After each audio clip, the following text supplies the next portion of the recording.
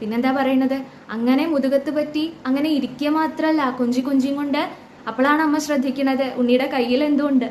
പുലർച്ചയിൽ പൈക്കറവിന്നിരിക്കും യശോദയാൾ തൻ മുതുകത്തു പറ്റി വലത്തു കയ്യിൽ ചെറുകിണ്ണമായി പാലിരന്നിടും കണ്ണനെ നണ്ണിടുന്നെൻ. പറയാണ് ഒട്ടൂര്. ഇന്നലെ നമ്മൾ പറഞ്ഞില്ലേ എപ്രകാരമാണ് അമ്മ ആ രാവിലെ ആ ഗോശാലയിൽ ചെന്നിട്ട് പാല് കറക്കാൻ വേണ്ടിയിട്ട്, പശുവിനെ പാല് കറക്കാൻ വേണ്ടിയിട്ട് വരുന്ന സമയമാകുമ്പോഴേക്കും വേഗം അങ്ങോട്ട് ചെന്നിട്ട് അമ്മയുടെ മുതുകത്ത് കയറി പറ്റുന്ന. എന്നിട്ട് കയറി പറ്റിയിട്ട് അപ്പം അമ്മ തിരിഞ്ഞു നോക്കുമ്പോൾ ഉണ്ണിയുടെ വലത്ത് കയ്യിൽ ഒരു ചെറിയ കിണ്ണുണ്ടെന്നാ.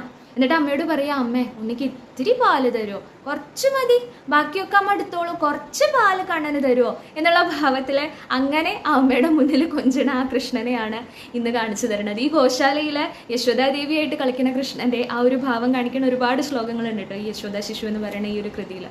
ഓരോ ഭാവം അത് ചിന്തിക്കുന്ന സമയത്ത് നമ്മൾ മനസ്സിൽ കാണുമ്പോഴാണ് അതിൻ്റെ ഒരു ആനന്ദം നമുക്ക് അറിയാൻ പറ്റുക. ആ ശ്ലോകം ഇങ്ങനെ ആ മനസ്സിൽ ഇങ്ങനെ ചൊല്ലിയിട്ട് അത് ആ ഭാവം അങ്ങോട്ട് കാണുന്ന സമയത്ത് പെട്ടെന്ന് നമ്മൾ എന്തോ ഒരു എന്താ പറയുക, ആ ഒരു വൃന്ദാവനത്തിലേക്ക് നമ്മൾ അങ്ങോട്ട് എത്തിയ ഒരു തോന്നലാണ്, ആ ഭഗവാനെ ശരിക്കും മുന്നിൽ കാണുന്ന ഒരു തോന്നലാണ്. അപ്പോൾ ആ ഭഗവാനെ, ആ അമ്മയുടെ മുൻപിൽ കൊഞ്ചു കുഴയണതായിട്ടുള്ള ആ ഉണ്ണികൃഷ്ണനെ നമസ്കരിച്ചും കൊണ്ട് ഇന്നത്തെ വാക്കുകൾ സമർപ്പിക്കുകയാണ്. ആ ഉണ്ണിക്ക് പാല് കിട്ടിയോ ഇല്ലയോ എന്നുള്ളത് നമുക്ക് നാളെ അറിയാം കേട്ടോ. ഹരേ കൃഷ്ണ.